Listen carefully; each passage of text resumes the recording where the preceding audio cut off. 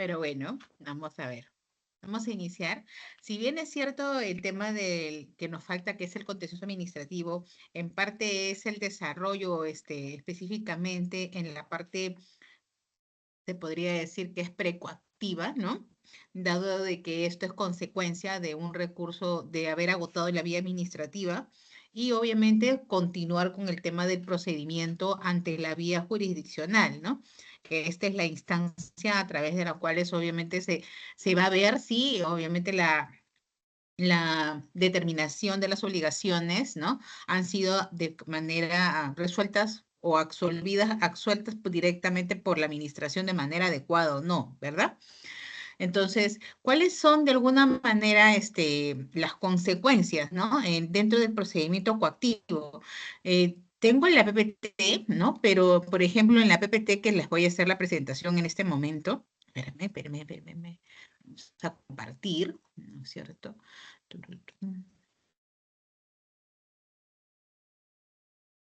Ahí está, espera, vamos a hacer la presentación. Sí podemos verlo, doctora. ¿Sí? Ya está. Entonces, cuando estamos hablando de la demanda contenciosa administrativa, ¿no? En primer lugar, como les estaba señalando, no sé por qué se mandó solita, mi máquina a veces tiene vida propia a veces. Perdón. No sé qué pasó acá. Ahí está. No sé, creo que se ha mezclado un poco las PPT. Como les decía, en este caso, por ejemplo, la demanda contenciosa administrativa, como es la consecuencia directamente de la continuación de los actos reclamables que regularmente tenemos como parte de la viabilidad que le da la ley, en este caso los obligados a poder cuestionar, ¿no es cierto? Agotada la vía administrativa, procede obviamente que se incursione dentro de la vida judicial.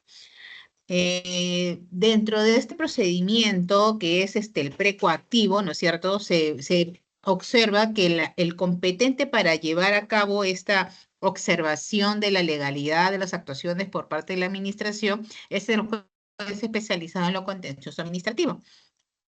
Y, por ejemplo, de acuerdo a lo que señala el marco normativo, tenemos en la que tiene la palabra pasiva, ¿no es cierto? En este caso, se determina, ¿no?, que se tiene legitimidad para obrar activa, que el que afirme ser titular de la situación jurídica sustancial, o sea, el agraviado, se puede decir, ¿no? De todas maneras, la persona que se siente afectada es la que va a proceder directamente, ¿no? Por ejemplo, lo que hemos estado hablando, al que le cerramos el local, o el que, por ejemplo, pese a ¿cómo se llama? A tener, muchas veces puede ocurrir en una municipalidad distrital que algunos obligados señalan que tienen la licencia, ¿no es cierto? Señalan que tienen la licencia o está en proceso su licencia y les imponen una infracción, una multa. Eso obviamente acarrea directamente ¿cómo se llama? Puedan cuestionar, ¿no? Y quizás dentro de las primeras instancias, ¿no? Dentro de las primeras instancias no lo tomen en consideración, quizás los juzgados. Sin embargo, corresponde evidentemente de que tiene que ser revisado, ¿no? Eh, ¿Qué más? ¿Quién más tiene legitimidad para obrar activa? La entidad, ¿no es cierto? La entidad, en este caso, ¿no?, que tiene la facultad para poder impugnar cualquier entidad pública, ¿no es cierto? Porque también hasta a veces suele suceder que entre instituciones también existen faltas, ¿no? No necesariamente el obligado tiene que ser una persona natural o jurídica, también puede ser una entidad del Estado. En estos casos, por ejemplo, también, ¿no?, previa expedición de resolución motivada en la que se identifique el agravio que le produce la legalidad administrativa y el interés público. Entonces, esto también acarrea ello. Acá se saltó lo de revisión judicial, lo que seguía era esto, perdón, he corrido la PPT, no sé por qué. En el caso de legitimidad para obrar pasiva, tenemos la demanda contenciosa administrativa, se dirige contra quiénes, ¿Contra quiénes, no?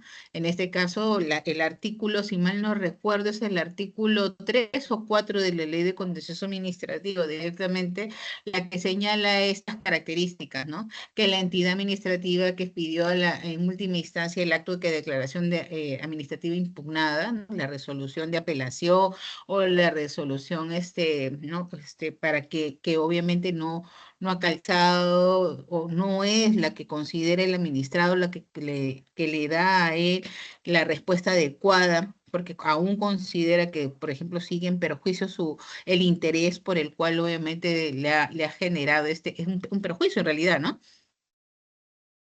En este caso, por ejemplo, la entidad administrativa cuyo silencio, inercia o omisión es objeto del proceso, ¿no? El silencio administrativo, no hay atención por parte de la administración, ¿no? ¿Cuántas veces se ha visto que tenemos varios casos de muchos obligados en los cuales, por ejemplo, solicitan el silencio porque se ha pasado en exceso el tiempo en que la administración se deba pronunciar? Muchas veces no tanto por ¿cómo se llama? Desinterés o falta de atención quizás de los funcionarios que están atentos o los que resuelven estas solicitudes o estos cuestionamientos, ¿no? Sino muchas veces también, ¿por qué? Porque no solamente en las entidades municipales, ministerios, en toda la administración pública, por lo general a veces existe, y en el mismo Poder Judicial, ¿no?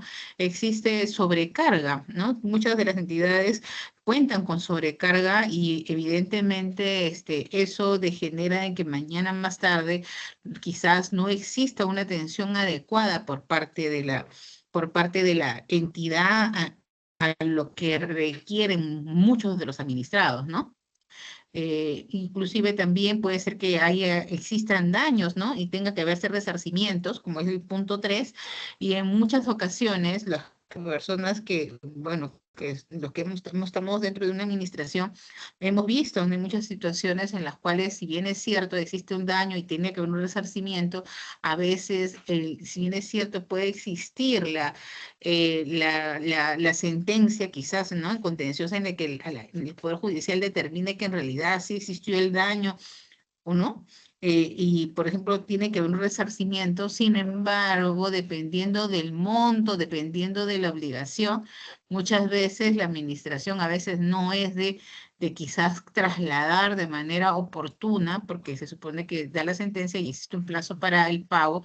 Sin embargo, la administración a veces demora mucho más del tiempo, porque obviamente el tema de los recursos dentro de la administración también, entre comillas, está no considerados. Como ya hemos conversado regularmente en la mayoría de las entidades de la administración pública, tienen que regularizarse. ¿Qué cosa? O sea, anualmente tenemos que ver de tener los recursos que vamos a necesitar para el año siguiente. ¿Esto qué quiere decir? Que tenemos que ver nuestras necesidades. Y eso obviamente va a acarrear a qué? A que todos los años, ¿no es cierto? Entre los meses, estamos en los meses, entre julio hasta agosto, ¿no es cierto?, se consoliden las necesidades y se vean las partidas, ¿no es cierto?, o en este caso las partidas presupuestarias que va a necesitar cada área, ¿no?, dentro de cada entidad de la administración pública, para que esto después sea trasladado, ¿no es cierto? Se prepara todo un know-how, ¿no?, para que pueda ser trasladado al Ministerio de Economía y Finanzas y evalúen la necesidad de cada una de estas entidades, ministerios, ¿no? Todo lo que corresponde a las entidades públicas, y estas sean aprobadas. Cada octubre estamos viendo que ocurre ello para que el siguiente ejercicio, ¿no? Dentro de esta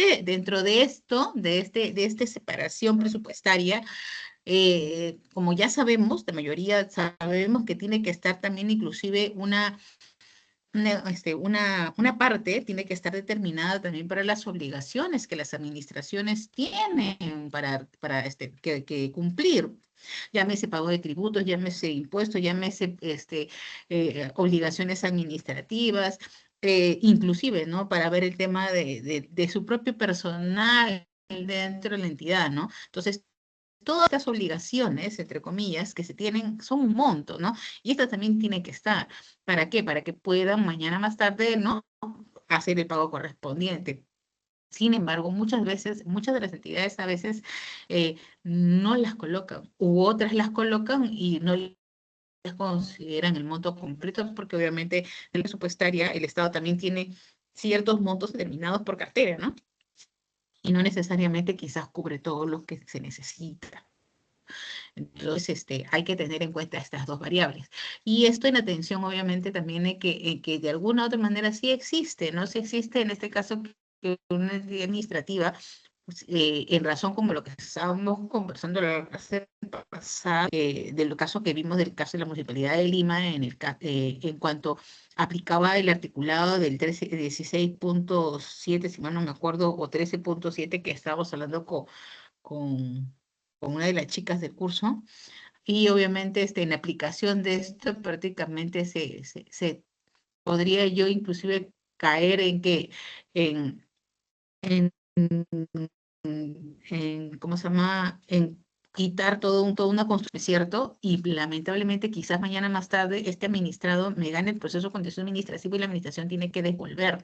No le va a poder, o remata, por ejemplo, o expropiamos un inmueble, ¿no? Expropiamos un inmueble y a final de cuentas hay que devolver, vamos a tener que devolverle dinero porque el inmueble quizás ya no podemos, porque quizás ya es una carretera el día de hoy, ¿no? Cosas que hay que tener en consideración también y obviamente dentro de un proceso contencioso se verifica todo esto, ¿no? Inclusive también señala cuando también la entidad administrativa y el particular que participa en un procedimiento administrativo trilateral, ¿no es cierto? Entonces, estas son directamente las determinaciones que nos da la ley de procedimiento, la ley de contencioso administrativo. Pero dentro de lo que nos incursiona en el curso directamente, que es el procedimiento coactivo, ¿qué ocurre, por ejemplo, cuando yo ya tengo una sentencia, ¿no? Una sentencia contenciosa en la que me declara, por ejemplo, procedente. Procedente, por ejemplo, la nulidad de una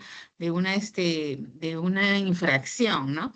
Entonces, ¿y qué pasó? Que yo hace cuánto tiempo, hace 6 años, ¿no? Imaginando, ¿no? Hace ya 4 años, ¿no? 4 años, ¿no es cierto? Ya inclusive hasta la cobré, ¿no? Ya la cobré. La ley de por sí, ¿no? La ley de procedimiento administrativo, hablando de procedimiento administrativo, no hablando de la ley contencioso, la ley me determina a mí que yo tengo, ¿cuánto tiempo tengo de plazo para yo poder retrotraer mis actos? Yo como ejecutor coactivo. ¿Es 1 o 2 años? ¿Quién se acuerda? ¿Alguno de ustedes se acuerda? ¿Cuánto tiempo es?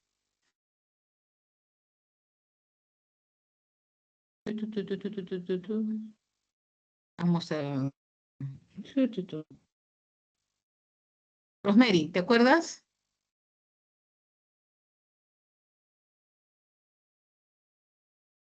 ¿Te acuerdas? ¿No se acuerda ninguno? No puede ser, ya.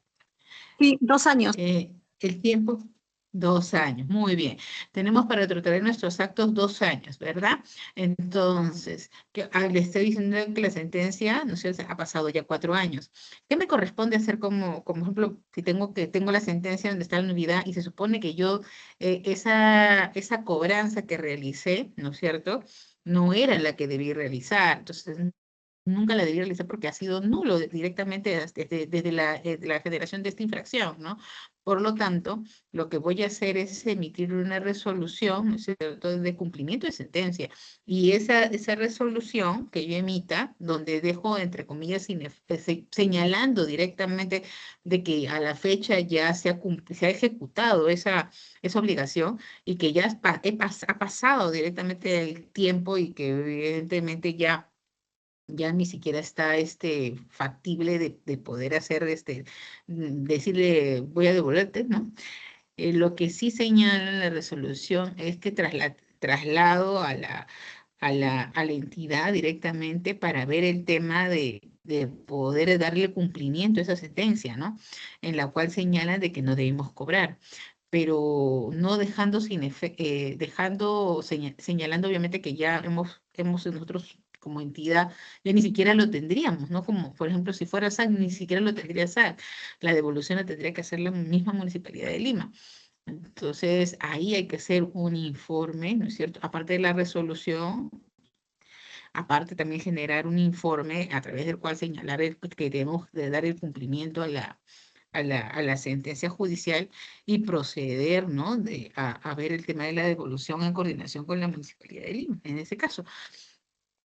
¿O qué consideran ustedes que deberíamos hacer? ¿Creen que está de acuerdo en lo que yo he señalado o ustedes consideran que tendrían que realizar otra actividad?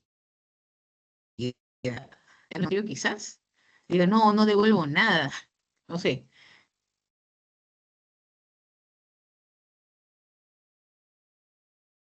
¿O consideran de que todo está ok? O dirían, o ustedes dejarían sin efecto los actos administrativos, ¿no? Quizás, ¿no? O sea, en la resolución no hacen lo que yo pienso, ¿no? Quizás ustedes tienen otra posibilidad, porque ya pasaron 4, tú tienes, legalmente son 2 años, ¿no? Pero a veces sabemos que los procedimientos judiciales no demoran, no son cortos, son largos.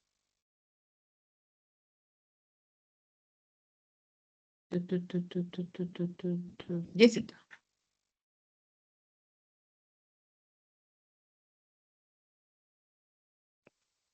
Yo, bueno, yo procedería como usted lo ha señalado, de esa misma forma. Yo sí vería la forma de cómo devolverlo. Ujú. Claro, porque en realidad tenemos que cumplir, ¿no? Porque no Sí, podemos decirle a la juez, ay, mira, qué pena, no puedo. exacto, No sí. directamente con mi resolución, ¿no? No con mi resolución, pero sí señalar a la entidad, ¿no? Señalarlo de que ahí existe un tema de que hay que devolverlo, ¿no? Por más que todo, y por eso también es importante tener la previsión dentro de lo que es el presupuesto de la entidad para estos acontecimientos, porque hay casos y casos que se van a desarrollar y que van mañana más tarde pueden generar directamente dentro de la entidad un tema de una devolución, ¿no es cierto? Que pueda acarrear de alguna forma u otra tener que coger parte de los recursos, ¿no es cierto?, que tiene la entidad. Y por lo tanto es mejor que estén mapeados a que no lo estén y que estén obviamente como contingencias, ¿no? Es una de las cosas que también debería verse dentro de lo que cada área, ¿no es cierto? Cada área debería verlo. Ahora, dentro de la administración misma, ¿no es cierto? Si cuando existen estos temas de procesos contenciosos, por lo general dicen, ¿quién fue el culpable? ¿Dónde fue? ¿Dónde fue el error? ¿No? Porque a la interna también, porque de alguna otra forma no se hubiera ido hasta la gestión final de la cobranza si es que no se hubiera observado quizás o previsto, ¿no? Temas que debieron notarse desde la generación o la emisión entre comillas, los valores, se podría decir, ¿no? Porque si se hubiera observado con mayor perspicacia, quizás, o veamos qué es lo que señala la sentencia, quizás hay cosas que no observamos en su oportunidad. Y digo lo observamos porque cuando somos parte de una entidad somos todos, pues, ¿no?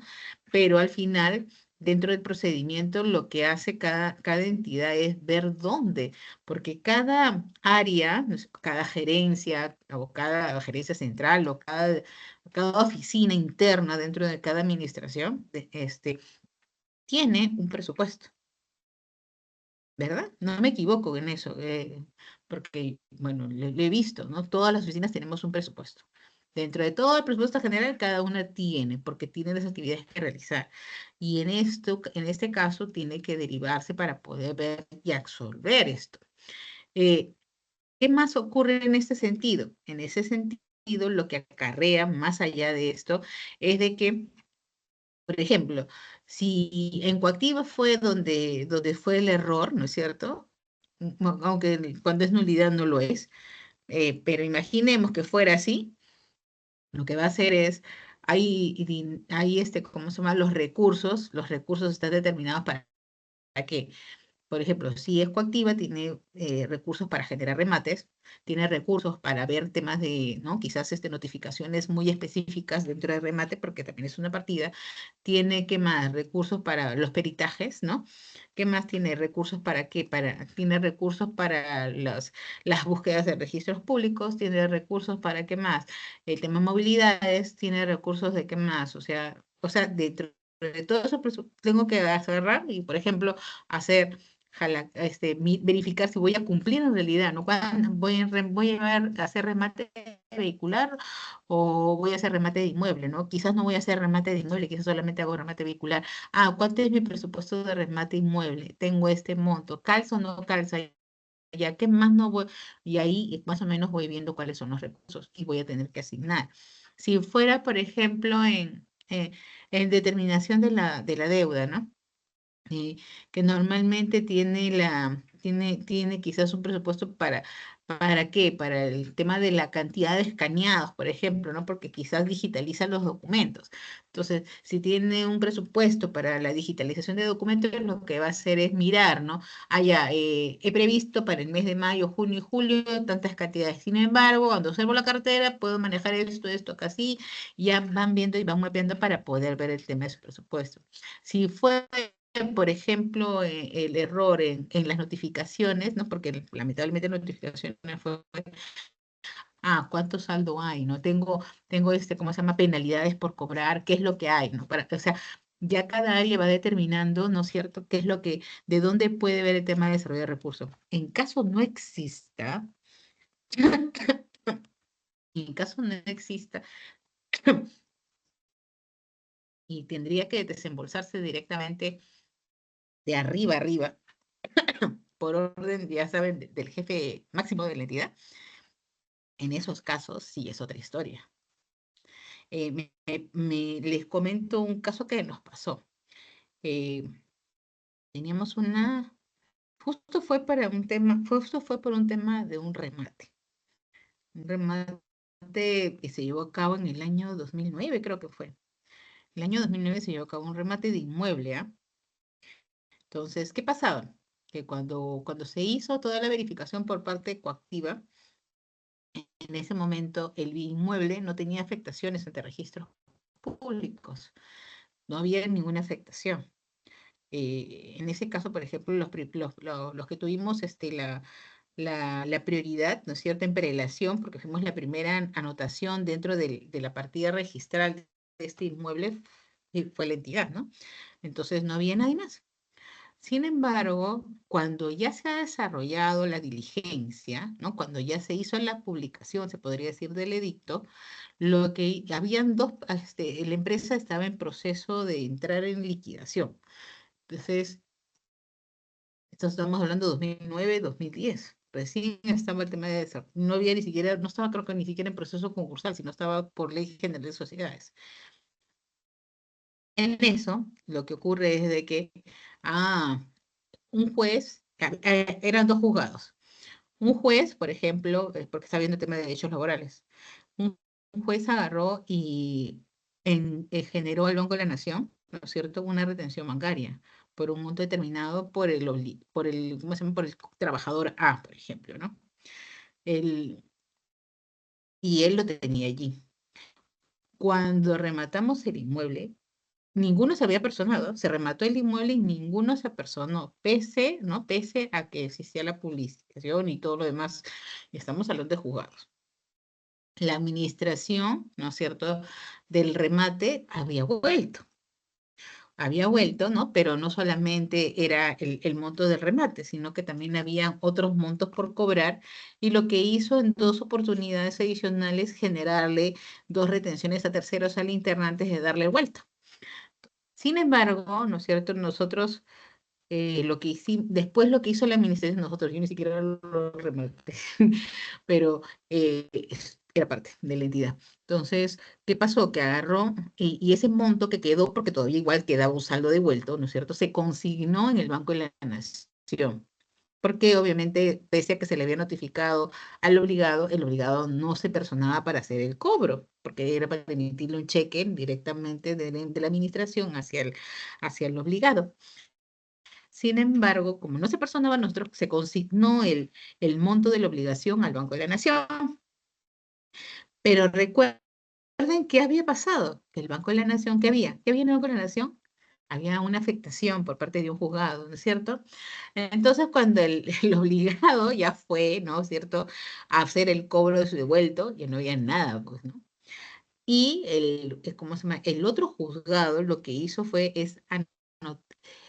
cuando ya el adjudicatario incorporó, por ejemplo, el parte registral que se le daba donde se había adjudicado el inmueble, a la par el otro juzgado, el juzgado B, incorporó también dentro de registros públicos, ¿no?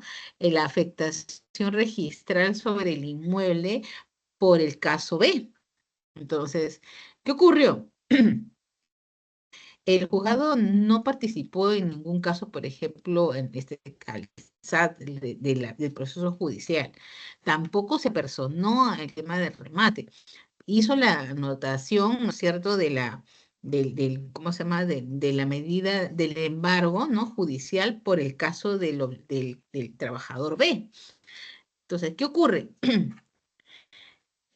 El registro vio, obviamente, imagino que era del juez, no me acuerdo si fue a la par, o un día antes, un día después, no me acuerdo, pero la cosa es que se inscribe, ¿no es cierto?, la medida de embargo del Poder Judicial sobre el inmueble. Y el registrado vuelve en un día, ¿no? Y al día siguiente o a los 2 días, no sé, pero casi en paralelo, observó que existía una adjudicación. La adjudicación fue imaginando, la resolución de la adjudicación y consentimiento fue del 30 de septiembre del 2009. Y la resolución judicial del embargo es del 15 de octubre del 2009. Es decir, que se supone que el juzgado emite el documento, emitió con una fecha cuando ya ni siquiera es propiedad porque ya tenía resolución de consentimiento. Si bien es cierto, puede haberlo ingresado, quizás en paralelo, lo ingresaron en el mes de octubre, casi más o menos los dos lo incorporaron como el 30 de octubre, más o menos, cuando ya estaba en la observación, lo que hizo el registrador, lo que hizo es, uy, acá ya no está ahora está ¿no? Y levantó el embargo, pues, ¿no? Porque obviamente fue el adjudicatario lo había adquirido de buena fe con anterioridad a lo que el juez señaló. A todo esto, ¿no es cierto? A todo esto, ¿qué ocurrió? Ocurrió en ese caso que ¿cómo se llama? En este caso, el juez determinó de que teníamos directamente que la entidad tenía que informar, ¿no? Eso les digo que fue en el año 2009-2010, ¿no? 2009-2010. Estamos hablando que este año, perdón, el año pasado, 2023, en el año 2023, lo que ocurrió fue que agarra y pide nuevamente el juzgado de informe. Estamos hablando de un montón de años que pasaron. Han pasado todo este tiempo y lo que ocurre es de que el juzgado dice que el SAC pague tanto por la obligación la obligación incumplida por el trabajador B, ¿no es cierto? Y la canción criolla, pues, porque la verdad es que en 2009 nadie sabía nada, comenzamos a revisar, y el área judicial del SAT decía, Coactiva tiene que sacar ¿no? de sus recursos. Y decía, ¿pero por qué? Porque yo como coactivo tengo que ver que el procedimiento esté bien, ¿no es cierto? Entonces, yo no era la ejecutora que remató en el año 2009, es más, soy ejecutora en 2014, ni siquiera 2009, ¿no? Entonces, comencé a revisar, porque a eso sí nos corresponde, está bien, asumimos activos y pasivos, ¿no? Pero hay que revisar el expediente. Comencé a revisar el expediente y todo el procedimiento de gestión el procedimiento de remate, ¿no?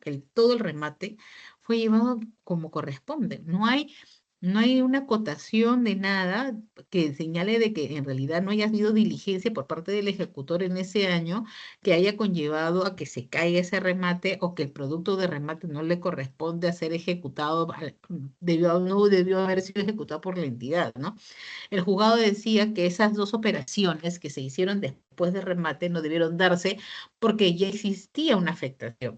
Entonces, pero las afectaciones, antes de emitir el vuelto, fueron inclusive en el mes de julio. Estamos hablando de julio de 2009 y el juzgado recién incorporó en octubre, ¿no?, su afectación o la anotación ante registros públicos. Y judicial de la misma entidad decía no, que Coactiva tiene que hacer el que desembolse.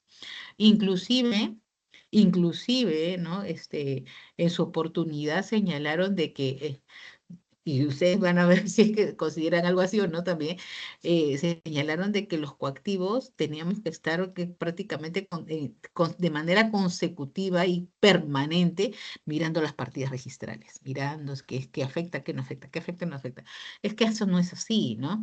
El tema del desarrollo de cada actividad, ¿no es cierto? A mí me importa que la entidad, como ejecutor, me importa que la entidad, ¿no es cierto?, tenga el primer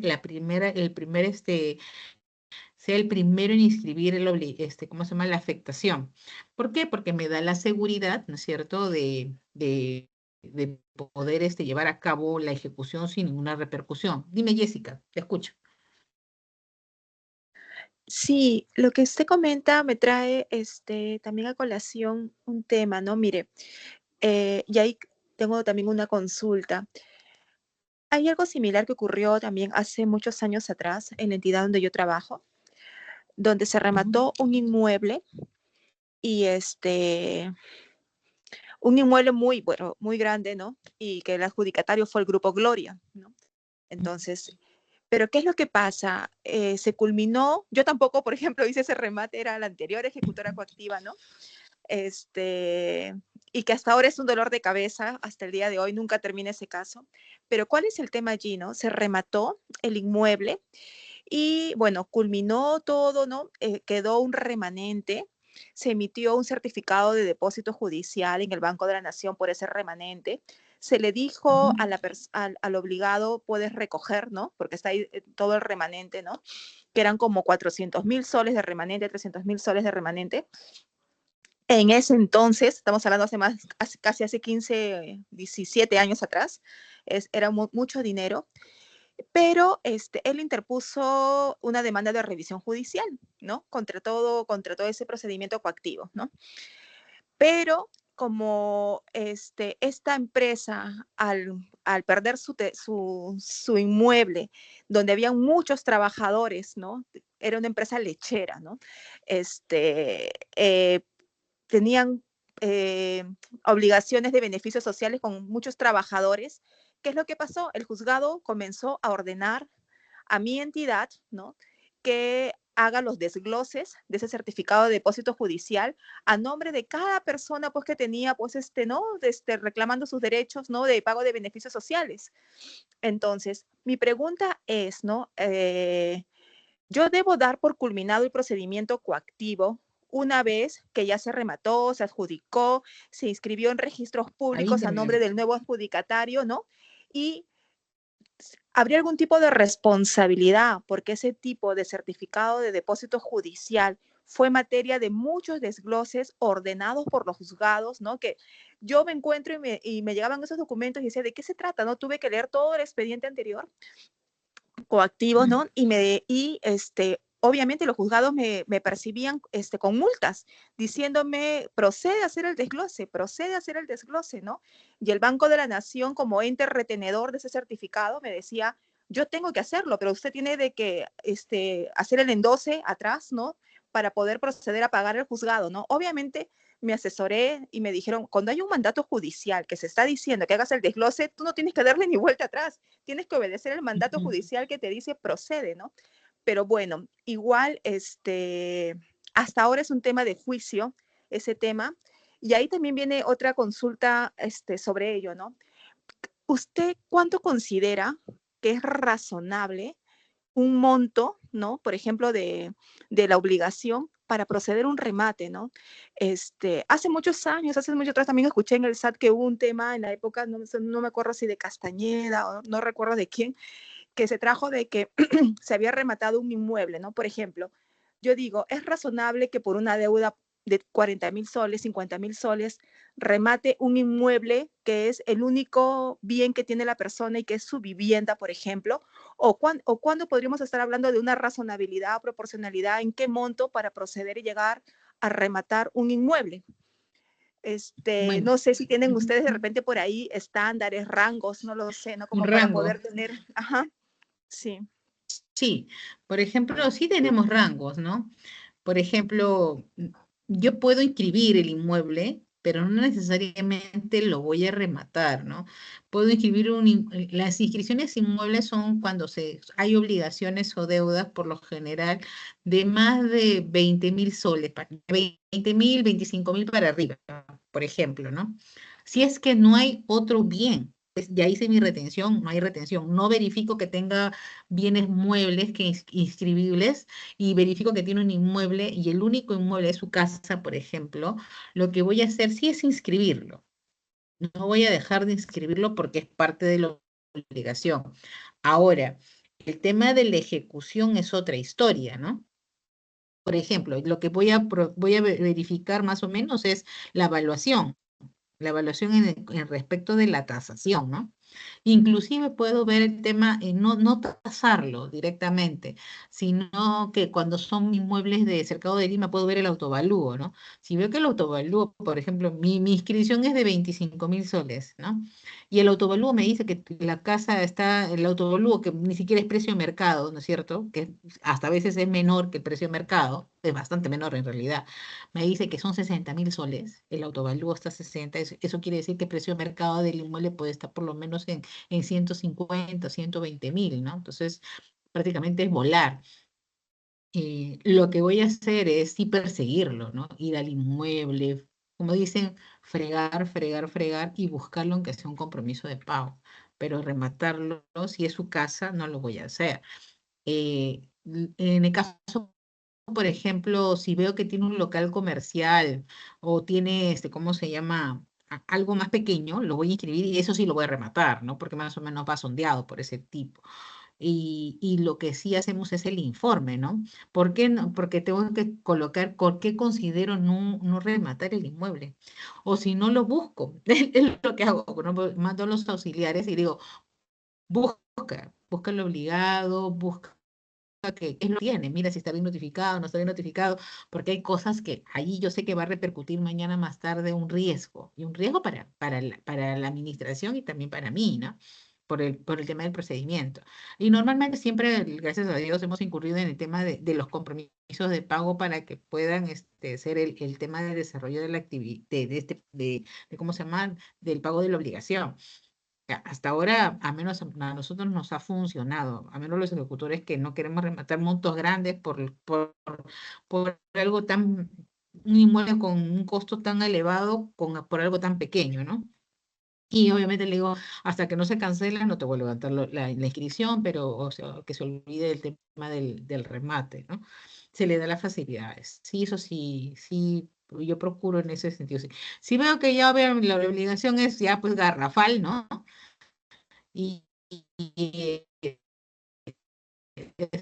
ya no hay forma. Hemos tenido a menos del 2000, desde que yo soy como ejecutor de 2014 fecha, no he tenido ninguna incursión en tema de remate de inmuebles que haya soslayado, algo así tan abrupto, ¿no? Como te digo, este caso es 2009, 2010, y al final, por ejemplo, así como en el caso tú tenías ahí, en mi caso, por ejemplo, un juez ya había generó la retención, ¿no? Entonces el otro está diciendo, no quedó nada. Pero también es importante, no solamente que tú como ejecutor veas, está bien, lo que ordena el juez está perfecto, pero también está un jalón de oreja, ¿no? Así que al área judicial, porque se supone que ellos llevan los procedimientos, ellos son los que tienen que informar. Más allá que tú como ejecutor coactivo observes ese procedimiento que llevó a cabo el otro ejecutor, que pudo haber estado de manera correcta y adecuada, está también el tema de que el área judicial, cuando pide la información, porque normalmente ellos son los que atienden la de la entidad cuando hacen la contestación de estas demandas o obviamente la entidad es parte, ¿no? Sin embargo, ¿no es cierto? Sin embargo, lo que sí puede hacer, ¿cómo se llama? El área judicial, en este caso, tener que proceder con el tema de desarrollo de, ¿cómo se llama? De una defensa adecuada o una información al juzgado que corresponda. Si esto no es así, por ejemplo, como señalamos, ¿no? El área judicial en su oportunidad, que esto fue en el 2010, 2011, que debió haber informado informado de manera adecuada, no lo hizo. Entonces, al no fundamentar al juez que directamente no es que la administración haya llevado mal o haya llevado mal el procedimiento de remate, y no es que se haya perjudicado tampoco. No se le perjudicó en ningún momento al juzgado, ni tampoco se desatendió la atención del juez, ¿no? Y obviamente en el 2023-24 el juez ya prácticamente nos quería ahorcar. Es más, ni siquiera el juez de que comenzó fue el juez que terminó. Fueron dos jueces completamente distintos. Entonces, aquí la entidad dijo, caballero, la que tuvo que pagar fue la entidad. Tuvimos que abonar, más o menos fueron como casi 120.000 soles, porque definitivamente ante una mala defensa por parte del área judicial, de alguna u otra forma hubo un perjuicio a la entidad, pero no era que Coactiva tuviera que pagarlo, sino era que directamente tenía que ver la afectación dentro de las arcas de la entidad, porque ya no está ni siquiera presupuestado, estamos hablando de 2009-10. En tu caso, por ejemplo, tú todavía tenías, no existía, lamentablemente el juez malazo, porque lo que debe haber sido hacer el embargo ante el Banco de la Nación, ¿no? Y poner para que el Banco de la Nación señale cuánto es el monto que supuestamente está, o que informe, pues, ¿no? Que la entidad a la que tú trabajas, o la que estás o de ejecutor coactivo, cuánto fue el monto consignado, ¿no? Cuánto fue este monto, y con atención a este monto, evidentemente, proceder, ¿no es cierto?, a, ¿cómo se llama?, a pedir al Banco de la Nación, ya, son 400.000 soles, ¿no? Entonces tengo 300, tengo 30, en este caso, trabajadores, ¿no? Les digo importes iguales, pues no sé, ya depende de lo que determine el juez por cada uno, porque se supone que el juez, al ver el proceso de los 30 trabajadores, determinará cómo repercutir, cómo entregar, o cuál es el proceso, ¿no? Porque imagino que al momento que te dijo a ti, divide, te ha dicho cuánto Pedrito, cuánto Juanito, cuánto fulanito y a menganito, ¿no? Imagino que eso fue que te pidió que lo distribuyeras, en lugar de No, pedir no me pidió, no, no, o no, cómo no. fue. Cada trabajador interpuso, ¿no? En su juez natural, ¿no? Sus demandas. Y fueron como 7 juzgados diferentes, ¿no? De Arequipa, casi todos eran de Arequipa, pero eran juzgados diferentes, en la cual cada uno tenía su resolución disponiendo el desglose del certificado de depósito judicial en el Banco de la Nación a nombre, ¿no? De un ejemplo, ¿no? A nombre de Oscar Pérez, ¿no? Por el monto de tanto. O sea, sí señalaba cada resolución el monto que tenía Ujú, que ujú. desglosarse, ¿no? Y cada uno estaba en su resolución judicial, ¿no? Cada uno tenía su resolución judicial, ¿no? Entonces, el Banco de la Nación me decía, ya me han comunicado, estoy comunicado de esto, ¿no? Por parte del juzgado, pero como certificado de depósito judicial, ¿no? Se podría decir que el emisor era mi entidad la que tenía de que disponer el desglose, ¿no? Con el endose, perdón, ¿no? El endose, ¿no? En la parte de, ¿no? Anversa del certificado, Del ¿no? cercado. Y, exacto, ¿no? Entonces, se iban emitiendo a lo largo de 2 años, ya no hubo pues dinero, ¿no? Porque todo el tema, y no solamente eso, hasta incluso también había órdenes de un juzgado, de los ejecutores coactivos de la Municipalidad Provincial de Arequipa, ¿no? Que igual, o sea, si me está ordenando porque es un depósito judicial que está, ¿no? En retención de un tercero, Y ya no también tenía hay. que hacerlo. O Y, sea, y hasta donde, bueno, y en realidad tenías que informar hasta donde alcanzaba, ¿no? Y ya que así es. por si acaso solo son 400.000, amigos, no hay 5 millones, por si Sí, acaso, porque puede ser que digan montos alucinantes, ¿no? Entonces, sí, pero eso es, lo, ¿no? com- lo complicado es que ese procedimiento de revisión judicial señaló la nulidad del procedimiento coactivo y la nulidad hasta el momento del remate, que señaló, ¿no? El momento de la designación de los peritos, porque señalaron que los peritos, obviamente no tenían la calidad de peritos para haber rematado ese inmueble. La deuda era por 28.000 soles, solo 28.000. Ellos tasaron el inmueble en algo de 450.000, más o menos, y cuando hacen la nulidad y yo tengo que retrotraer todo hasta la etapa de la designación de los peritos señalan que en ese entonces que se remató el inmueble, o sea, hace aproximadamente casi 20 años, el inmueble valía 1,5 millones de soles. Entonces, ahí vino pues todo el problema, ¿no? De decir que se había rematado por un monto muy inferior a lo que realmente valía ese inmueble, ¿no? ¿Y quiénes eran los peritos? Los peritos habían sido los auxiliares coactivos. O No sea, puede ni si... ser.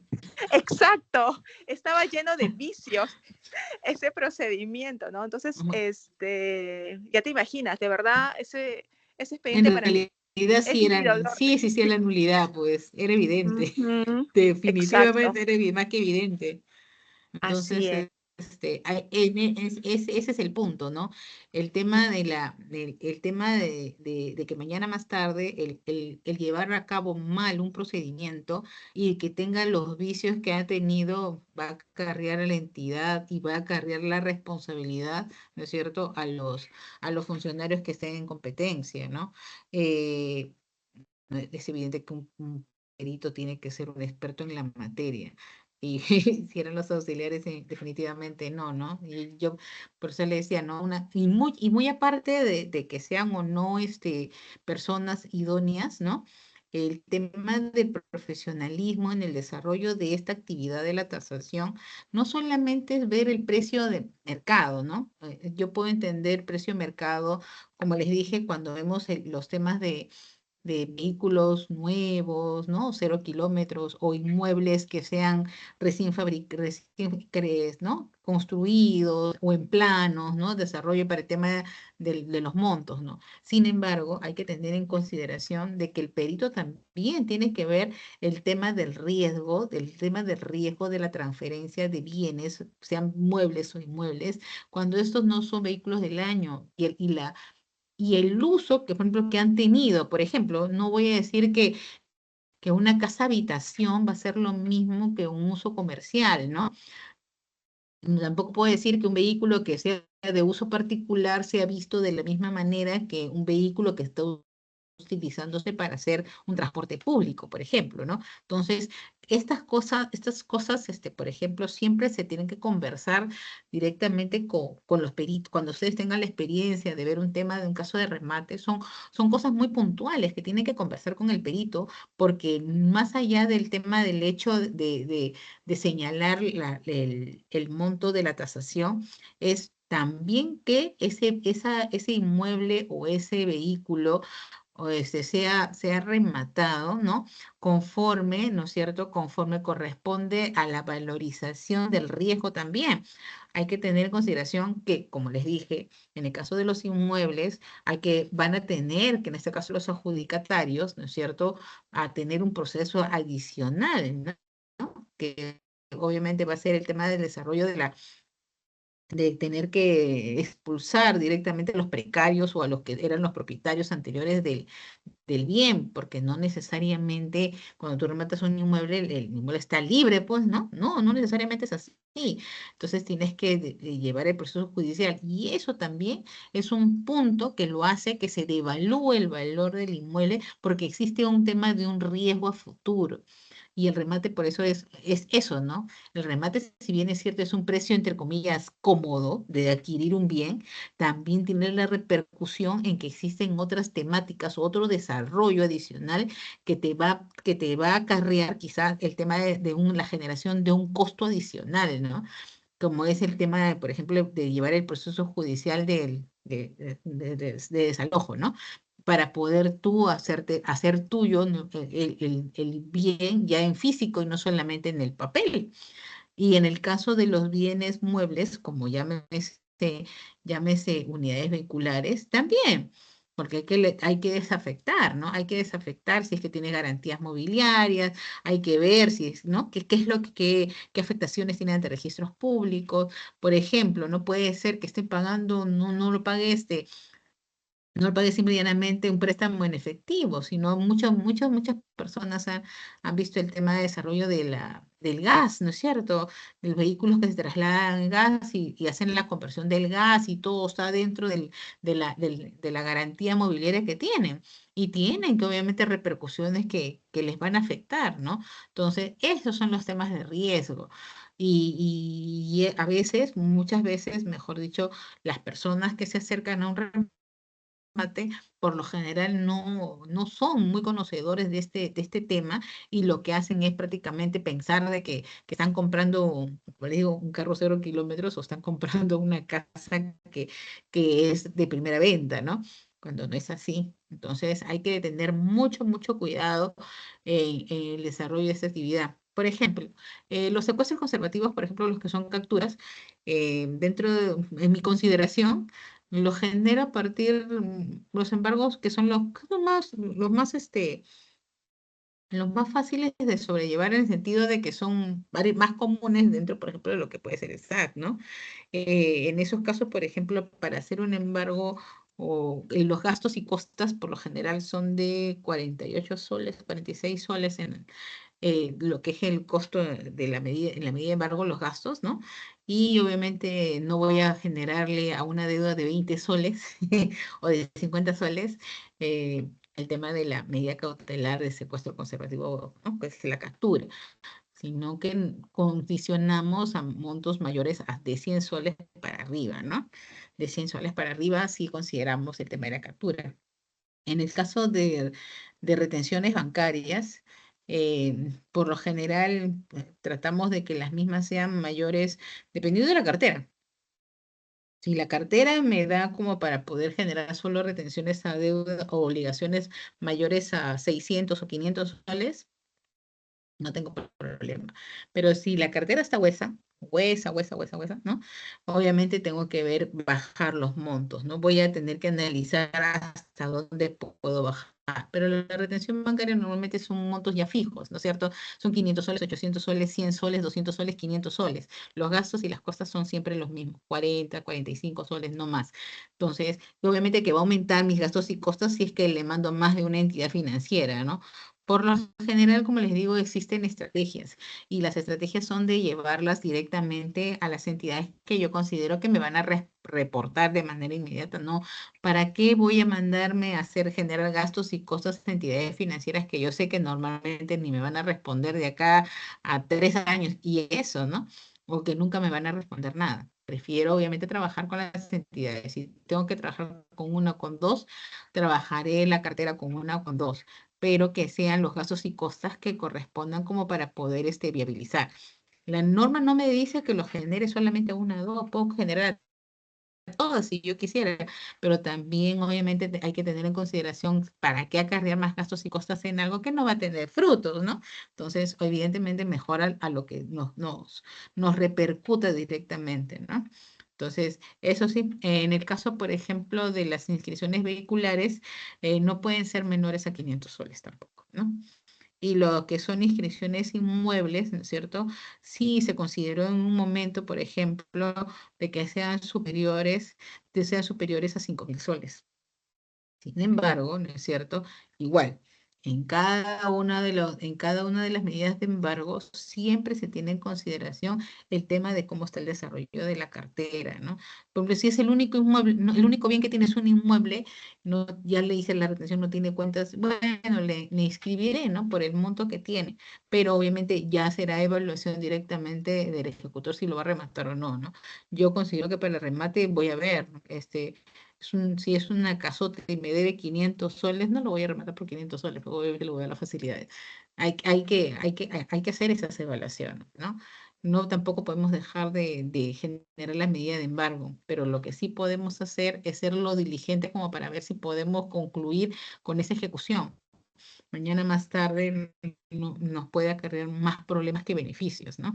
Como es el caso que le ha pasado a Jessica, ¿no? Que en realidad ha sido un riesgo completo desde de la generación de esta ejecución con el tema de remate. Pero, y como podemos observar en estos casos contenciosos, ¿no? En el caso de Jessica, el tema de revisión judicial, en mi caso, por ejemplo, si hay una sentencia por tema ¿cómo se llama? Un tema contencioso que no es directamente por el remate, sino que pero otro problema contencioso que es obviamente el tema de las liquidaciones que tienen los trabajadores, ¿no? Que acarrea directamente a la administración para que puedan ver el pago de estas obligaciones. Sin embargo, hay que ver cuándo existe la responsabilidad y cuándo no existe la responsabilidad, ¿no?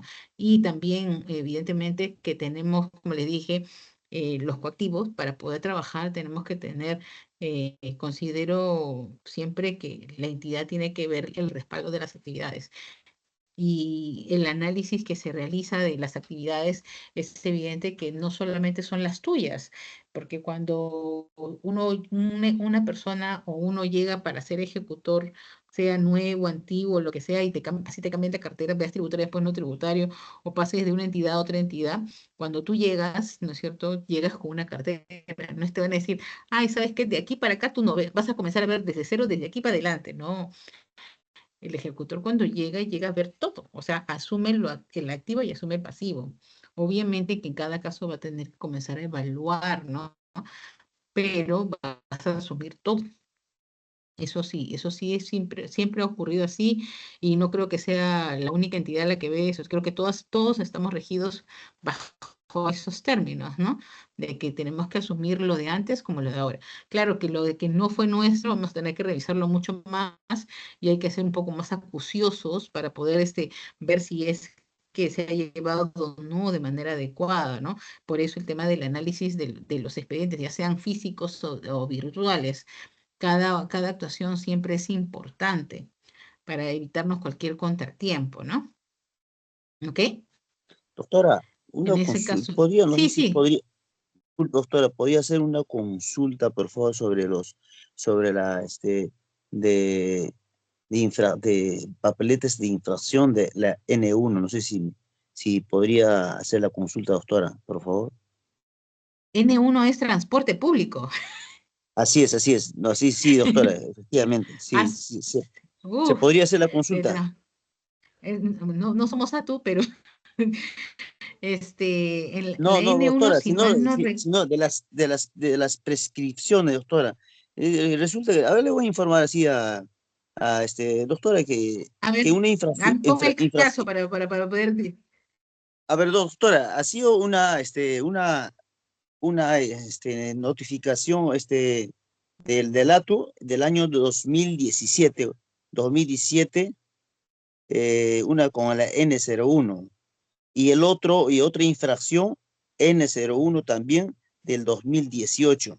Ya pasaron casi como 7 años, las dos papeletas. Entonces, el año pasado se ha presentado un documento de prescripción para prescribir las dos, cada papeleta, ¿no? Y resulta que no han aceptado e indicaron de que nos ha comunicado de que no se puede porque en vista de que está en proceso judicial uno de ellos y el otro, y de la otra papeleta, mandaron una retención bancaria del banco de crédito, y indicando también que, que, este, que, que que se puede embargar cuando exista 5 unidades referencia procesal. Entonces mi consulta, doctora, por qué no se puede prescribir ya pasando los 7 años de las dos papeletas? Casi 7 y el Ya, otro y casi 6 años. Por favor. ya. En el primer caso que me señalas de que hubo un procedimiento contencioso, ¿verdad? Hay un procedimiento contencioso que se está llevando en la vía judicial. Y la ley de No, procedimiento no, no, administrativo. en la vía, doctora, en la vía judicial no es. El ATU es manifestado de que se está llevando un proceso dentro del ATU, dentro del ATU, no es proceso judicial. Dentro del ATU, yo creo que el coactivo, ejecutor coactivo lo está realizando, el ejecutor coactivo lo está realizando. Es desde 2017 y de 2018 ha salido una resolución de que con retención bancaria que no puede, están exigiendo que se le cancele de las dos papeletas. Lo que pasa en este caso, la ATU ha sacado su propia directiva. Yo sé que la ATU sacó su propia directiva. Ha sacado su directiva en relación a la prescripción. y ellos sí señalan ¿cómo se llama? El no proceder con lo que señala directamente la ley de procedimiento administrativo general. Sin embargo, si estás considerando la prescripción, una cosa es la prescripción de la obligación y otra cosa es la prescripción de la exigibilidad de la cobranza. En este caso, por ejemplo, lo que señalan sobre el tema de la prescripción de la exigibilidad de la cobranza, yo no sé si verifica bien el documento de deuda, si es que existe un tema de revisión judicial por parte de los que han cometido la infracción N1, porque es desde empresa de transporte. Entonces, esa N1 quizás dentro de la empresa ha sido cuestionada en el Poder Judicial y, y lo más probable es que el proceso contencioso administrativo, ¿no?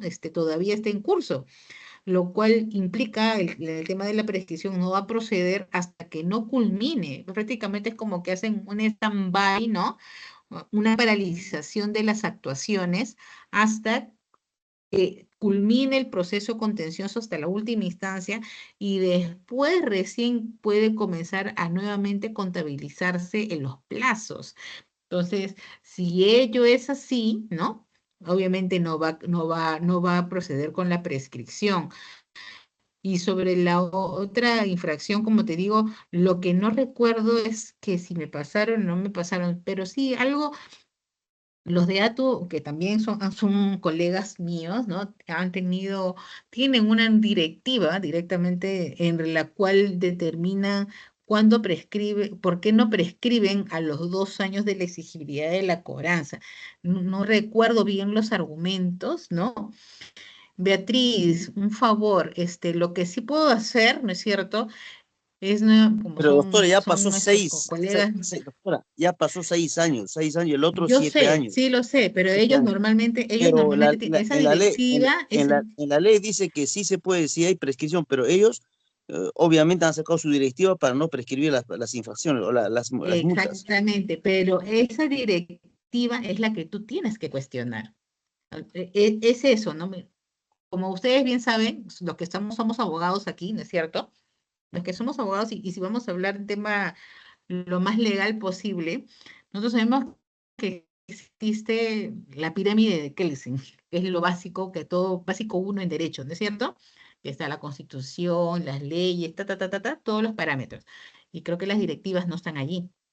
Entonces, una de las cosas que como abogado fuera de cualquier entidad, ¿no es cierto? Lo que sí podría hacer es hacer prevalecer mi derecho, ¿no es cierto? Es lo que imagino que usted considera, hacer valer su derecho porque usted usted considera de que han pasado los años y la administración está haciendo caso omiso, entre comillas, ¿no es cierto? De lo que la ley le está señalando que tiene que darse, que es el tema de la prescripción. Eso es lo que usted debería cuestionar, porque el tema de una directiva puede ser mayor que lo que señala la ley, porque existe como dice, una prelación inclusive dentro de las normas, ¿no? Que tiene que haber el respeto a la Constitución, a las leyes y así cada una de las normas que se determina. Entonces, entre directiva y ley, que sea eso es lo cuestionable. Ahí es el punto. Ya, ok, doctora, Ujú. gracias. Ya, Jessica, ¿me querías decir algo? No, justamente la precisión que usted acaba de indicar, ¿no? Que estaríamos Ujú, exactamente en lo que se dice, ¿no? De que una directiva no podría estar por encima de lo que establece, en este caso, la ley 27444 respecto a los plazos de prescripción de ujú, exigibilidad, ¿no? Sí, era exactamente lo que usted señaló. Ujú. ujú. Sí, pues eso lo que pienso para todo, ¿no? Inclusive, como le digo, yo puedo ser muy abogada de una entidad el día de hoy, ¿no? Y obviamente vamos a tener que incursionar en el campo legal sobre la entidad, ¿no? Pero dentro del curso estamos para obviamente ver más allá de lo que es el campo de una entidad u otra entidad, estamos para ver el campo normativo directamente, ¿no? El desarrollo de la actividad en lo que corresponde conforme a ley. Entonces, ese es el desarrollo. ¿Ok? Bueno, ¿alguno tiene alguna otra pregunta adicional? En realidad la clase sí se me ha hecho bastante corta, pero estamos acá, y si no, no sé. Lo que sí, no sé si ustedes, si señor Sigfredo, si usted tiene la directiva, quizás la quiera tener, lo que puedo apoyarlo quizás es trasladándole a través de Beatriz, que te imagino debe tener su número, ¿no?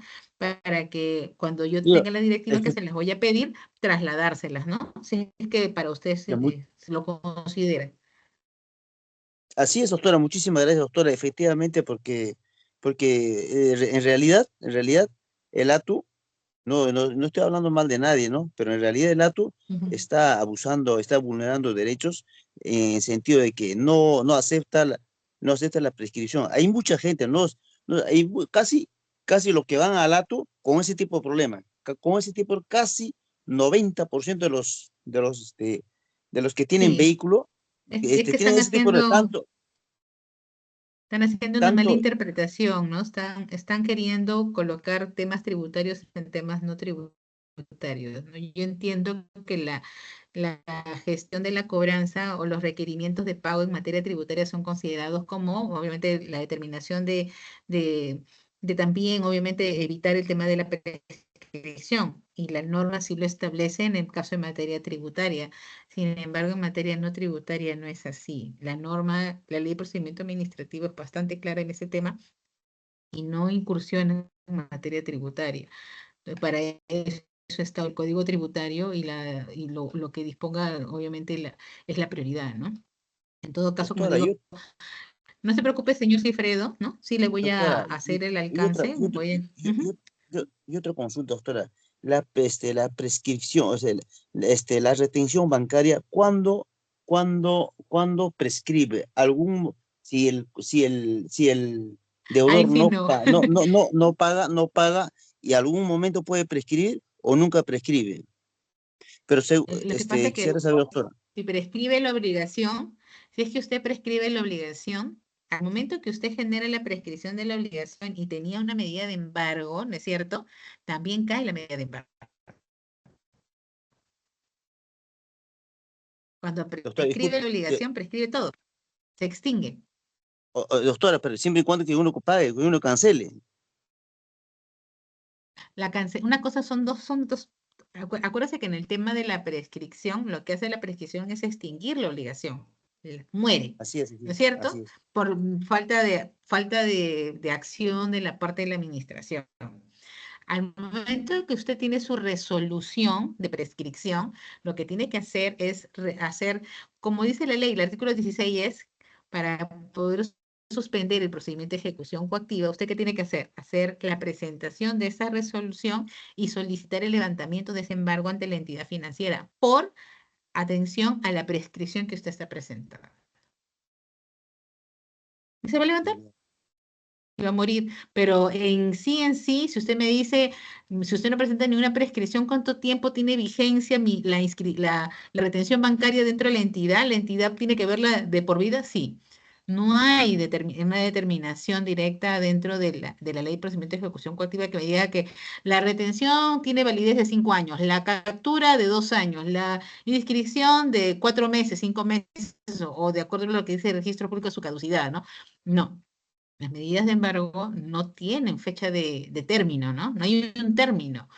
Solamente se extinguen por pago o por cualquier causal que exista. Y obviamente para levantarlas tiene que estar dentro del tema del desarrollo de la suspensión. Por eso una de las causales de suspensión es la extinción, la prescripción, el pago, ¿no es cierto? Están justo los tres casos. Doctora, Ujú. le cuento, muchas gracias, ¿no? Justamente estamos aprendiendo así, ¿no? Pero ahí de repente otros colegas ya saben, ya tienen más conocimiento tal vez, ¿no? Pero No, no hay problema, para eso estoy. y hay nosotros justamente nos hemos matriculado, algunos, ¿no? Por ejemplo, el que habla, me matriculó para este curso para poder aprender. Entonces, justamente es mi pregunta, mi consulta. Y aparte de eso, Ujú. doctora, es que la situación del ATU, del ATU, del ATU, está poniendo papeletas, ¿no? En diferentes puntos, en diferentes lugares, ¿no? Pero lo cual, este, el ATU en sí, le voy a contar, también a un vecino que tiene su taxi, un minivan taxi, Ujú. de 7 pasajeros. De 7 pasajeros. Tiene, está al día con el certificado del ATU, todo, software, revisión técnica, todo, y lo pararon como más o menos en la esquina de Salaberry, antes de llegar a Javier Prado, una cuadra antes, estaban realizando operativos. Y él tiene su revisión desde su SOA, perdón, su certificado del ATU para taxia, estaba llevando 5 pasajeros, lo intervinieron y estaba yendo inclusive está yendo con sus familiares, con su familia. Entonces, lo cual dijeron que es este vehículo taxi, a ver, no, no son familia, a ver, si, que eso, si vienen de una empresa, su credencial, unas preguntas le hicieron, ¿no? Entonces, ante esa situación le pusieron una infracción de la N01 de 20.600 soles. Entonces, lo cual ha hecho su descargo, ya son 3 meses, todavía no le han dado respuesta. Entonces, es que realmente, doctora, a veces es un poco difícil o de repente hablar de esa institución del ATU, ¿no? Porque lógicamente habrá personas que trabajan bien, que son conocedores en la materia y también los representantes, los gerentes, subgerentes, todos los que trabajan son conocedores de la materia, pero a veces solicitan, a veces este, tienen los inspectores que no tienen conocimiento, por falta de conocimiento a ellos no les interesa vulnerar derechos de los ciudadanos, de los taxistas o de cualquier persona. Lógicamente hay muchos vehículos también que son informales, ¿ah? Informales, eso sí, pero a veces hay vehículos que tienen todo completo documento y lo ponen una multa perjudicando, doctora, de 20.600. Entonces, a veces esas personas ya tienen 80 años o los propietarios tienen 85 años. Entonces, y justamente los suben a, ¿cómo se llama? A retención bancaria. Entonces, lo cual, doctora, de que esas situaciones, no sé, la verdad, que están abusando, doctora, están abusando. Muchos, los señores inspectores o las inspectores están abusando. En plena vía pública, donde hay bastante congestionamiento, hacen operativos y taxis. Yo no soy contra del ATUA, pero la verdad de las cosas debería haber trabajar como debería ser y con todo conocimiento de los señores inspectores, o de repente buscar a personas que realmente tengan conocimiento, pero no, porque mira, imagínense, abusan y hay muchas personas que son de mayor tercera edad, 85, que tienen su carrito, su autito, así, y lo llevan al depósito o le ponen una papeleta de 20.000. ¿Con qué billete, con qué dinero van a pagar los 20.600? En esta situación que nos encontramos nosotros en la actualidad, ese 20.600 es demasiado caro, doctor. Y hay un auto que cuesta $3.000, $2.500, taxis. Lógicamente, de repente serán esos informales o de repente están realizando verdaderamente taxi informal o serán con sus amigos, pero no, lo agarran y lo llevan, lo agarran y lo ponen una multa, o lo llevan con la grúa. Entonces, eso es, doctora, la preocupación que está pasando en este momento a los ciudadanos, ¿no? Acá en Lima, ¿no? Así, doctora. Ah, en ese caso, mi acotación, ¿cuál sería? A ver, y primero, dos cosas. En primer lugar, sí, es cierto de que existen varias personas que sí tienen regularizadas sus autorizaciones, ¿no? Y están en regla sus papeles. Pero también existe un grupo de estas personas que tienen los papeles como corresponden, tiene servicio de taxi, pero el taxi global, donde supuestamente yo agarro y subimos 5 personas y uno dice yo bajo en esta calle, el otro baja en otra calle y otro baja en otra calle, ¿no es cierto? Eso implica como si fuera un taxi colectivo y eso sí no está autorizado. Entonces, una cosa es tener la autorización para realizar un servicio, ¿no? Y otra cosa es incurrir, entre comillas, teniendo cosas regulares, realizar una actividad que no está regulada, ¿no? Esos son dos puntos, ¿no? Que yo, por ejemplo, tenga un día, por ejemplo, yo subo a mi carro a mi mamá, a mi hermano y a mi hermana, este, obviamente los puedo subir conmigo, están conmigo en el auto, ¿no? Pero no quiere decir que porque son mi mamá, ¿cómo se llama? Voy a agarrar y lo más probable es que los inspectores o las personas observen de que dejo a uno en una esquina y a las dos esquinas más arriba o tres esquinas más arriba dejo a otro y el otro dejo al otro, ¿no? Porque no necesariamente siempre vivimos o lo dejo en un solo lugar a todos porque son mis familiares, saco el coche de mis sobrinas, lo que fuera, o es que estoy haciendo taxi, que no es lo que estoy viendo. Entonces, por eso le digo, la formalidad en un servicio no me permite a mí incurrir en hacer en que pueda acarrear algo que no está regulado, algo que no está, ¿no? Como el taxi colectivo. Que existe abuso, que existe desconocimiento por parte de muchos de los servidores públicos dentro de todas las entidades, creo que sí.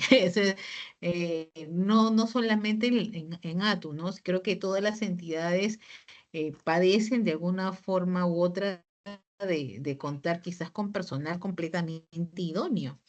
Y obviamente está el tema de también de poder dar las capacitaciones adecuadas a este personal para que pueda, para que pueda señalar los parámetros dentro de cada actividad que se realiza.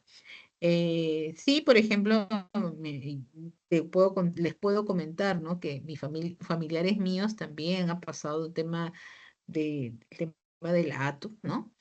Eh, y justo en atención a esto es que estábamos en el tema de la transferencia, porque yo fui parte de la transferencia, en realidad la terminé de realizar yo, este, y a razón de eso justo que observé esa directiva, ¿no? Que les pasé porque muchos venían al SAT, ¿no? Para señalarme la prescripción de la exigibilidad, que en su momento, por ejemplo, a través de la ejecutoría coactiva del SAC, sí se veía el tema de la prescripción de la exigibilidad, se contabilizaba el plazo correspondiente y si correspondía se otorgaba, ¿no? Porque prácticamente ya había transcurrido el plazo. Sin embargo, ¿no? Muchos casos ocurrieron, como el caso de Cifredo, ¿no? De que cuando llegaba el tema del ATU no se daba y prácticamente no el caso de Cifredo particularmente, pero muchas empresas de transporte, ¿no? Llámese el Rápido, tengo ¿cómo es? Virgen de la Puerta, tenía inclusive al señor, ¿cómo se llama este señor de la Asociación de Transportistas de Perú, ¿no? Que me venía a visitar prácticamente interdiario porque no había tema de las prescripciones con ATU, ¿no? Y la verdad es que ya estaba bastante consternada con tanto documento que llegaba, siendo obviamente ya no teniendo las competencias para poder proceder, que me permití, ¿no? Conversar en ese tiempo con los ejecutores de ATU, que eran mis pares. Y ahí me señalaron el tema de la directiva, ¿no? Entonces, bueno, yo tengo mi opinión, tú tienes la tuya, pero yo creo que existen cosas que sí que deben darse, ¿no? Y por eso en la clase lo estoy diciendo, ¿no? Hay cosas que tienen que seguir el curso legal y eso es la herramienta que les digo, ¿no? No pueden hacer, no puede ser que una directiva sea más que una ley. Eso sí, ¿no? Pero depende, obviamente, esos son los administrados que interpongan los recursos competentes como para que obviamente la administración se enderece, ¿no? Porque está bien realizar la gestión de la cobranza, pero también hay que tener los parámetros bien plasmados para ello. ¿Ok? Esa sería mi opinión, mi estimado Cifredo. Ok, doctora, y otra consulta. En el banco, la retención bancaria también pueden hacer en el Banco de la Nación o solamente en banco de crédito, doctora? ¿Podríamos, Todas podría, las entidades financieras, en todas las entidades financieras, cajas, cooperativas, bancos, ¿no? Bancos de primer piso, bancos de segundo piso, cualquiera, siempre que sea entidad financiera. Ahora y saben con cuál es doctora, y saben los cuál es un sueldos, banco de segundo piso, ¿no? El con los banco. sueldos de los empleados Ah, públicos, pues, la norma señala ya el tema de los sueldos, ¿no? En el caso de los sueldos, por ejemplo, hay solamente una parte que puede ser, ¿cómo se llama? Retenida. Solamente una parte, no es el sueldo completo, ¿no? Ay, pero sí existe un tema de una afectación de un porcentaje. Eso sí, pero no todo. Aparte, hay que tener en consideración dos cosas. Una cosa es abrir una cuenta corriente, ¿no? Y otra cosa es aperturar una cuenta de remuneraciones.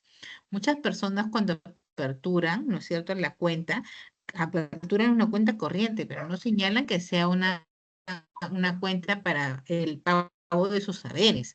Entonces hay que hacer la acotación, ¿no? Bastante puntual. Porque si yo abro una cuenta de ahorros, el banco lo va a tomar como cuenta de ahorro, no como mi cuenta de remuneración, y me va a retener el total. No lo va a considerar como tal. Por eso cada vez que van a aperturar, que sea ya la cuenta corriente, porque acá voy a recibir mi remuneración mensual. Pero obviamente la entidad financiera tampoco no es porque usted le diga, ah, acá va a ser una cuenta de remuneraciones, es remuneración, no, sino que la entidad financiera va a ver que sea, por ejemplo, Creaciones Pepito, el que mensualmente le paga a Cifredo, ¿no? O por ejemplo, que sea ¿quién? Que sea Sunat, ¿no? Que le pague la remuneración a Juanita Pérez, ¿no? Eso es lo que va a observar. Si ellos no ven que existe un tema de habitualidad, porque para recibir una remuneración, tú mensualmente recibes un monto, puede ser soles más, soles menos, ¿no? Tampoco la diferencia es mucha, en la que vea que mensualmente una empresa sea la que está pagando la remuneración. Pero no porque yo diga que cuenta sueldo es sueldo, va a decir, no, eso no lo hace ninguna entidad financiera. La va a considerar como una cuenta de ahorro. Eso sí. doctora, pero con Banco de la Nación dice que no chocan, dice lo que dicen, pero no sé, la verdad que usted está diciendo que sí, Es que Banco de la Nación. sí, lo que pasa es que acreditarse en el Banco de la Nación es distinto que acreditarse en otras entidades. El Banco de la Nación, para que un ejecutor coactivo o un auxiliar coactivo se acredite, tiene un desarrollo de actividad completamente distinta a todas las demás entidades financieras. Tiene un desarrollo muy particular, pero si es que incurre en que la administración tenga que hacer un gasto por cada personal que va a acreditar. Creo que por eso a veces muchos no hacen las acreditaciones hasta ese punto, ¿no? Y prefieren tener bancos comerciales. Por ejemplo, en mi caso, si tenía, estaba acreditada en el Banco de la Nación. ¿Y qué cobra el Banco de la Nación? Obviamente el Banco de la Nación paga las remuneraciones a personales que trabajan en el Estado o a entidades de ministerios o algo por el estilo, ¿no? Obviamente que hay que hacer los parámetros que la ley te exige para poder tú hacer la cobranza de las entidades del Estado, porque no necesariamente puedes cobrar así al toque todo, ¿no? Sino que tienes que seguir el parámetro normativo para poder hacer la gestión de cobranza a un ministerio o a una entidad pública. Entonces, esas cosas son las que quizás no se notan mucho porque obviamente el tema entre la acreditación y obviamente la eficacia de prontitud, ¿no? Más que todo por eso quizás. Gracias, doctora, por acompañarnos en todo el proceso del curso, doctora. Ya, Muchas Beatriz, ha gracias, sido doctora, un gusto, gracias. de verdad, ha sido un gusto, es la primera vez que trabajamos juntas y de verdad yo me he llevado una grata sorpresa con los participantes y también obviamente con ustedes. Estoy más que agradecida, ¿no? Y bueno, será hasta otra oportunidad, ¿no? Espero que les vaya muy bien a todos y bueno, muchas gracias también de mi parte para con ustedes. Gracias, doctora. Muchas Gracias a gracias, todos los doctora, gracias, participantes agradezco. también por su participación y asistencia. Y bueno, y también por su perseverancia, ¿no? Han estado todas las clases aún cuando hemos tenido feriado. Gracias a todos ustedes, doctora, y damos por culminado el curso de procedimiento. Muchísimas gracias a todos ustedes. Gracias, muy buenas noches a Gracias. cada uno. Que les vaya Gracias. muy bien. Gracias. Éxitos. Gracias. Éxitos. Gracias.